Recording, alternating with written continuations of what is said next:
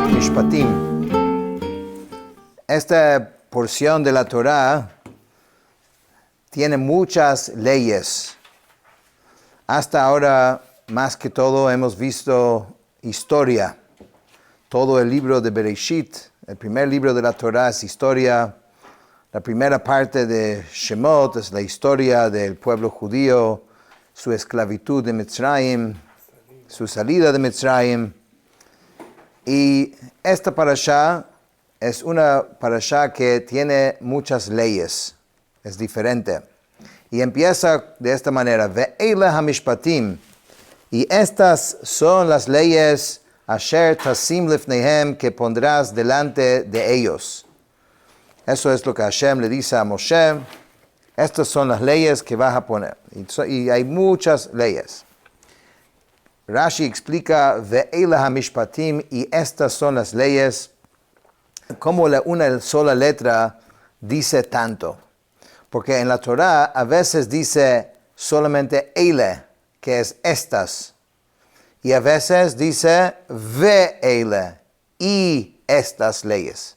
¿Cuál es la diferencia? Entonces Rashi explica que Eile, cuando dice la palabra Eile, corta, o sea, es un tema distinto, nuevo, es como un capítulo nuevo. Ve'ele es continuación. ¿En qué sentido es continuación? Porque aquí vamos a leer muchas leyes entre hombre y hombre, entre como el trato entre sí, que uno podría pensar que estos son leyes que tienen otro nivel, son terrenales, no tienen la misma importancia que la revelación en Sinai. Por eso, a propósito, dice Ve'ele, todas estas leyes son de Sinai. Porque como acabamos en la parashá pasada, hablamos de la revelación en Sinai, quiero aclarar de antemano que Ve'ele, todo lo que se habla aquí, también es de Sinai. Y carga todo el peso de Sinai y de la revelación divina. Nuestro trato con nuestro semejante es algo divino. Y de cierta manera es inclusive dado más importancia de cierta manera que el trato directamente con Hashem. ¿Por qué? Porque vemos que, por ejemplo, antes de Yom Kippur, el día del perdón, entonces cuando uno pide perdón, entonces si puedes pedir en el día de Kippur perdón de Hashem, de Dios, y Dios te perdona. Pero si no pediste perdón de tu prójimo antes de Kippur, entonces Dios no te perdona por esto. Entonces requiere dos cosas. Necesitas el perdón de tu prójimo y solamente entonces es que Dios te perdona. Por eso es la costumbre antes de Kippur de tratar de hacer las paces, y bueno, hay que hacerlo de inmediato, pero si no, por lo menos antes de Kippur. Ok, y dice Asher tasim lifnehem, que pondrás delante de ellos. Entonces, ¿qué significa lifnehem, delante de ellos? Dice que Hashem le dijo a Moshe que tienes que enseñarle la ley 2 o 3 veces hasta que queden ordenadas en sus bocas según su estructura. Pero no digas, bueno, ya los enseñé, el que lo entendió, bien. Tienes, Asher tasim lifnehem, tienes que ponerlo como una mesa servida. Y de hecho, el libro de Shulchan Aruch, que es el nombre de la ley judía, aquí tenemos los libros de Shulchan Aruch, ¿no? Viene de aquí. Shulchan Aruch significa, es una mesa servida. Ahí ya tienes la ley claramente puesta, sin toda la discusión que hay detrás, que podría uno confundirse y no saber cuál es la ley al final. Así le dijo a Hashem a Moshe, tiene que ser lifnehem, lo tiene que presentar ante ellos, pensar en el alumno y asegurar que le llega. Y otra interpretación de lifnehem significa que tiene que ser ante un bedín, un juicio, una corte, tribunal, gracias, un tribunal de nosotros, del pueblo judío, y no ante cualquier tribunal. Eso también es el significado de Lifneihem. Ok, ¿cuál es la primera ley? Una pequeña introducción a esta ley. Hoy en día no existe la esclavitud. En ningún momento era una cosa así recomendada, pero existía. Sí existía y es parte de la historia. Y en ciertos casos, con ciertas reglas y ciertas normas, está permitido. Y estas son las leyes pertinentes a esto, ¿no? Ki tikne eved ivri, cuando compras un sirviente hebreo, 6 shanim ya'avod, 6 años trabajará, uvashviit yetzei lachofshi chinam. En el 7º año saldrá libre gratuitamente. Entonces aquí los Rashi son un poquito largos, voy a tratar de resumir las ideas en breve. Aquí Rashi explica que en realidad hay dos formas que un judío puede convertirse en sirviente. Uno es si llegó a robar y no podía pagar, lo agarraron y no tenía el dinero para pagar el robo. Entonces el bedín, el tribunal, lo vende como esclavo y con el dinero tiene que restituir lo que robó. Ese es un caso.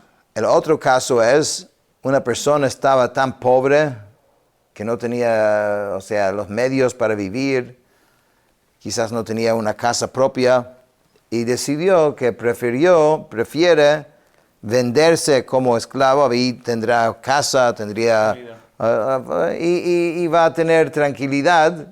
Entonces eso era otra forma en que uno podría convertirse en esclavo. Ahora, en ambos casos, no importa si es de una forma o de la otra forma, el contrato, digamos, legal es 6 años. Y Rashi explica que no es solamente cuando él se vendió así solo, que realmente ahí hay inocencia, en el sentido que no hizo nada malo directamente, aunque uno no debe venderse como esclavo y debe tratar de evitar esto a toda costa, porque Hashem dice que son mis esclavos, no esclavos de otros, ¿no? Pero el punto es que no hizo ningún delito directamente. En cambio, la persona que robó, podrías pensar, ¿por qué le vamos a dar 6 años solamente? Que queda un tiempo. Dice Rashi, no. Este pasuk en particular está hablando de ese caso. El otro caso ya sabemos que son 6 años. Este caso teníamos que incluirlo, que también son únicamente 6 años. ¿Y qué significa gratuitamente? Significa que ya no se le puede cobrar más, ya pagó, digamos, su pena, y sale libre. Depende de la suma. ¿Ah? Depende de la suma. $100 millones y $1 millón hay diferencia. No, durante estos 6 años, digamos, se tiene que arreglar el asunto. No es que después él sale gratis. Ya este asunto, digamos, sale libre. Después dice, in begapo yavo, begapo yetze. Si cuando entró como esclavo estaba de soltero, a juro tiene que salir soltero. In baal isha hu v'yatza ishto imo. Dice, pero si es marido de una mujer, su mujer saldrá con él. Entonces Rashi explica en baal isha, dice, ¿cómo que su mujer saldrá con él? Si su mujer en ningún momento estuvo preso, de sirviente con él, ¿cómo que saldrá con él? Entonces de aquí aprendemos de que el amo también tiene que proporcionar sustento a la familia del Señor durante su tiempo de ser esclavo. Entonces ahora que terminó, él no tiene más esa obligación.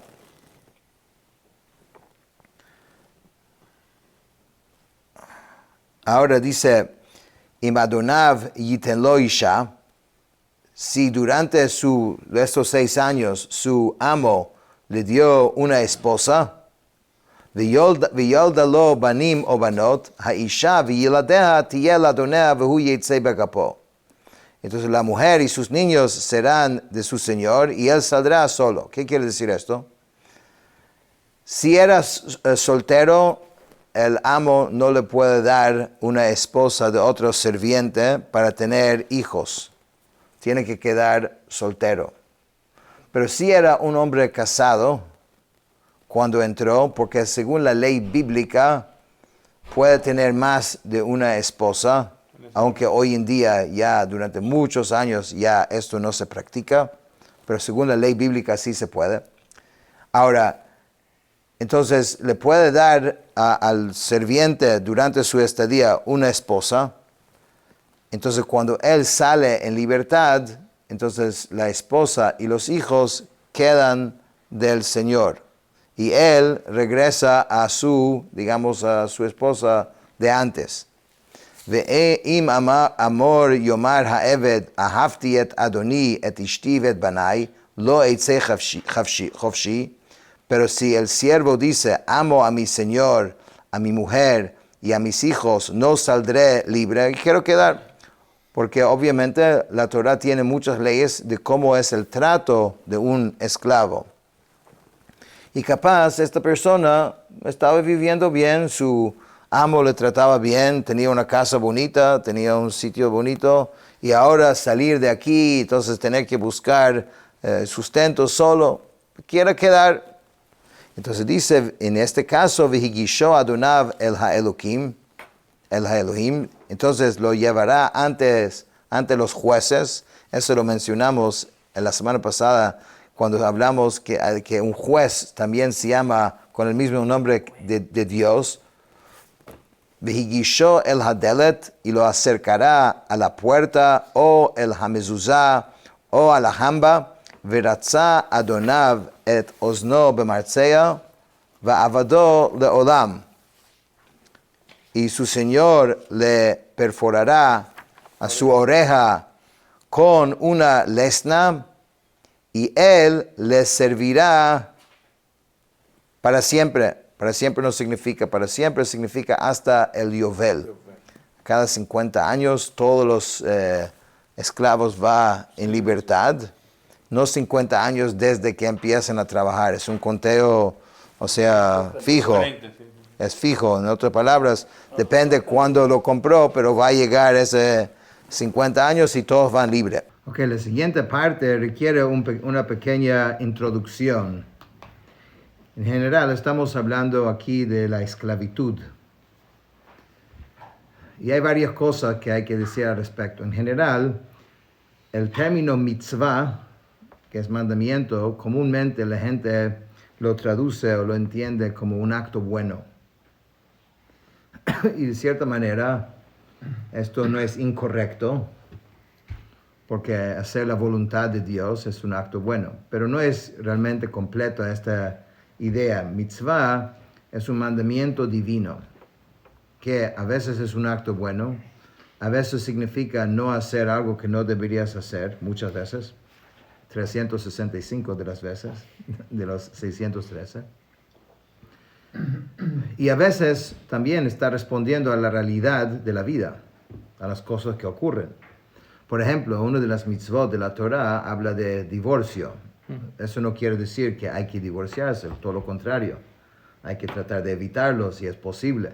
Pero si es que lo va a hacer, hay una forma que hay que hacerlo.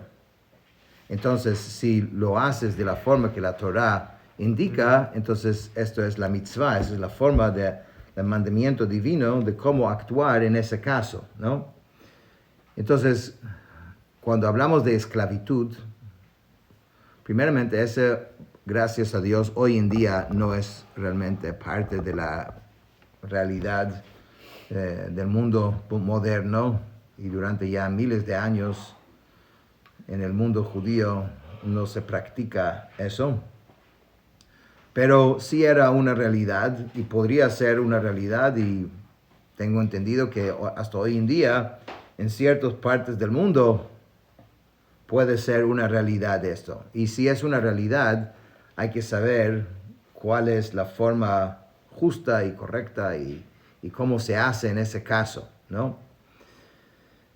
También hay que darle un contexto, porque obviamente en un mundo, gracias a Dios, de avances y donde la gente tiene sus necesidades, o mucha gente, pero siguen habiendo mucha pobreza extrema.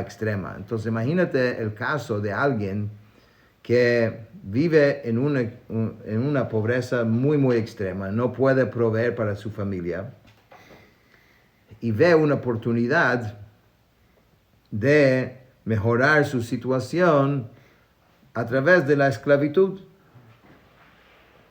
O sea, va a vivir en una mejor casa, va a tener comida, va a tener sus necesidades. Entonces, para esa persona quizás era una opción mejor. Claro, si es el caso, la Torah, Hashem nos dice que Avadaihem, ustedes son mis esclavos, no son esclavos de esclavos, que no es, digamos, lo que Hashem quiere de nosotros. Deberíamos evitarlo, pero si llega el caso y ocurre, entonces es permitido y hay una forma en que hay que manejarlo, establecerlo. Ahora, ya hablamos de la parte de esclavo, ahora estamos hablando de una esclava, de una mujer, ¿no? Y esto es un poquito, cuando la Torah habla de esto, es hasta un poquito más fuerte. Porque aquí se habla de un padre que va a vender a su hija como esclava. Obviamente, de nuevo, no es una práctica que se debe hacer, pero dado el caso, como aquí trae, por ejemplo, que podría ser del beneficio del beneficio de la niña, como vamos a ver, porque otro punto importante es que en la antigüedad se podía casar con más de una mujer. Y la mujer, al entrar en esclavitud, había una mitzvah de parte de su amo de casarse él o darle al hijo a casarse con ella. Entonces imagínate para una niña de una familia muy pobre, tener la oportunidad a través de ese acto de elevar su estatus y entrar en otra situación. Eso es para darle un poquito de contexto cuando estamos leyendo esta ley de la Torah. Y eso es lo que dice la Torah. Si un hombre vende a su hija como sierva, ella no saldrá libre como en la manumisión de los esclavos. Im ra'a be'einei adoneha asher lo ya'ada vehevda. Dice, le'am nochri lo yimshol lemochra bevigdoba. Si ella fuese desagradable en los ojos de su amo, ya que no la designó para él, entonces le permitirá redimirse, no tendrá autoridad para venderla a gente extraña por haberla traicionado. Entonces Rashi explica así. La mitzvah es, o sea, de que él debe tratar de casarse con ella. Pero dice, si no fue el caso, fue desagradable, dice que no fue el caso, es decir, que la sierva no halló favor en los ojos de él para casarse con ella, ya que no la designó para él, pues su amo debió haberlo designado para él y tomarla por esposa, en cuyo caso el dinero de la adquisición con que se compró ya sirve también como el pago de la Kiddushin, porque hasta el día de hoy, ¿cómo se casa? Se casa con un anillo. El anillo es una forma, digamos, de adquisición. Entonces, en ese caso, como ya hubo una transferencia de parte del padre, de parte del amo al padre, ese mismo dinero sirve como ya un acto de Kiddushin. En otras palabras, ya todo casi está hecho. Está arreglado. Solo él tiene que querer hacerlo. En caso que él no quería, entonces le dará la oportunidad para que sea redimida y salga libre, pues él también debe contribuir para el precio de su rescate. ¿Y cuál es la oportunidad que le da? Que deduce del precio de su rescate al número de años que ella estuvo bajo su servicio, como si ella hubiera sido empleada en vez de comprada. ¿Cómo se realiza esto? Entonces dice, por ejemplo, si la compró por un mané y ella estuvo trabajando con él durante 2 años. Es un ejemplo, ¿no? Llegado el momento, se le dice al amo, tú sabías que ella eventualmente saldría libre al término de 6 años, porque ese es el periodo de la esclavitud. Resulta pues que compraste el servicio de cada uno de estos años por la 6ª parte de un mané. Porque, o sea, prorrateado, ¿no? Correcto, 1 entre 6 también. Exacto. Y ella estuvo a tu servicio durante 2 años, los cuales equivalen a 1 tercio de mané. Toma 2 tercios de mané, ¿no? Y sigue libre de ti. Dice, no tendrá autoridad para venderla a gente extraña, es decir, que no le está permitido venderlo a otro hombre. Solo puede ser vendida una vez a este hombre. El siguiente paso es que va a la libertad. Ni siquiera su padre lo puede vender otra vez, ¿no? Solamente a este hombre. Dice, Bevigdo va por haber traicionado. ¿Qué quiere decir traicionado? Si es que quiere traicionarlo, no cumplir con ella el mandamiento de Yehud. Por eso tú ves que la Torah no está viendo esto enteramente como una esclavitud, sino que hay una oportunidad para esta niña de elevar su estatus, y si no lo hace, la Torah usa una expresión bastante fuerte, es traición, porque la idea no era esto, la idea no era simplemente esclavizarla. Entonces usa esta expresión. Dice, Ve'im livno yadenu, si la ha designado para su hijo, que mishpat habanot ya hacerlo la. Esto enseña que también el hijo del amo ocupa el lugar de su padre respecto a designarlo por esposa, porque también tiene el mismo efecto, ¿no? Pero tampoco tiene que hacer un matrimonio normal, o sea, donde se entrega un anillo, porque el mismo dinero de la compra sirve para esto. Pero el padre, que es el amo de la niña, es que tiene que designarlo. El hijo no lo puede agarrar solo. Tiene que ser a través del padre. Que mishpat habanot, y conforme a la ley de las jóvenes, es decir, tiene que darle el sustento, el vestido y las relaciones conyugales. O sea, todas las obligaciones para con una mujer, tiene que darle también a ella. Im acheret yikachlo she'irah ksuta ve'onata lo yigra. Si él toma otra mujer para sí, no disminuirá el sustento, la indumentaria y las relaciones conyugales de ella. O sea, no puede casarse con una mujer y reducir su responsabilidad con ella. Tiene que mantener el estándar, o sea, de los dos juntos. Ve'im shlosh eila lo yase la v'yatzah chinam min kasef. Pero si él no hace estas 3 cosas por ella, entonces ella saldrá libre gratuitamente sin dinero. Entonces, ¿cuáles son las 3 cosas a las cuales referimos? Podrías, dice Rashi, podrías quizás equivocarte y pensar que estamos hablando de las 3 cosas que son las responsabilidades del hombre con su mujer, que es su ropa, digamos, sustento y las relaciones conyugales. No se refiere a esto. Las 3 cosas son que o tiene que él casarse con ella, o su hijo, o reducir el monto del rescate que dijimos, pero de una de estas, si no hizo una de las tres, entonces ella sale gratuitamente. Ahora vamos al siguiente ley, ¿no? Make ish vamet mot yumat, el que hiera a un hombre y éste muere, ciertamente será condenado a muerte.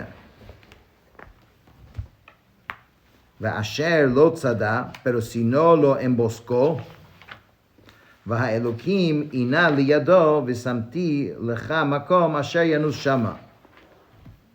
Si no fue a propósito, si no fue un error, o sea, no lo mató a propósito, entonces Dios se lo presentó a mano, entonces te destinaré un lugar al que podrá huir. Y esta es una ley de la Torah que va a ser repetida varias veces en la Torah, pero aquí está mencionado por primera vez, que son las ciudades de refugio. Que en el caso de que alguien mató a otra persona sin querer, bueno, en el caso que lo mató, asesinó, entonces él tiene que morir. Eso dijo primero.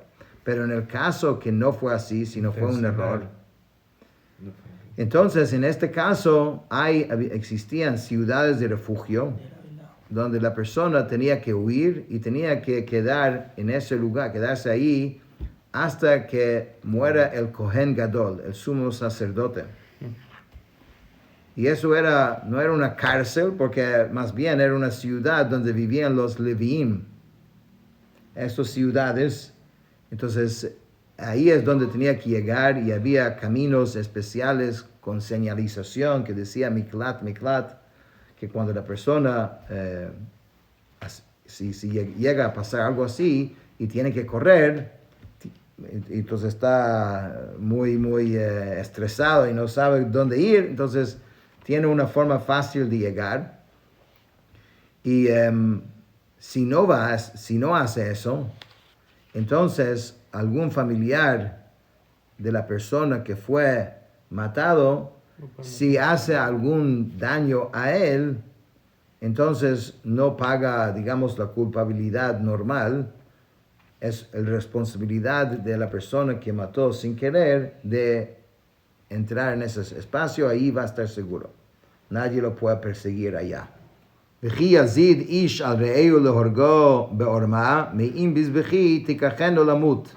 un hombre actúa con perfidia contra su prójimo para matarlo con alevosía, de mi altar lo tomarás para que muera.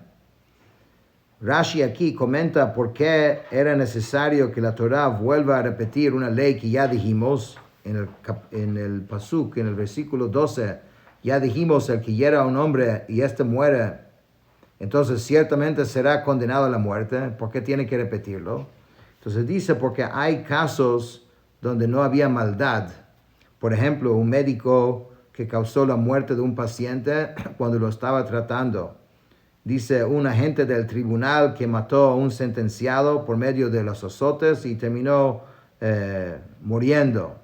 O a un padre que mató a su hijo mientras que lo castigaba, etc. Trae otros ejemplos. Entonces, en este caso no había ninguna maldad. Entonces, en este caso no muere la persona. La Torah está aclarando esto. Pero si es, por ejemplo, un Kohen, una persona importante y se fue después de matar a otra persona, si lo hizo adrede, a propósito, y fue a servir en el templo después, entonces la Torah dice que de mi altar lo tomarás para que muera. No puede esconder y tratar de hacer el servicio o algo sagrado pensando de que a través de esto se puede eximir de lo que hizo y tiene que morir igual.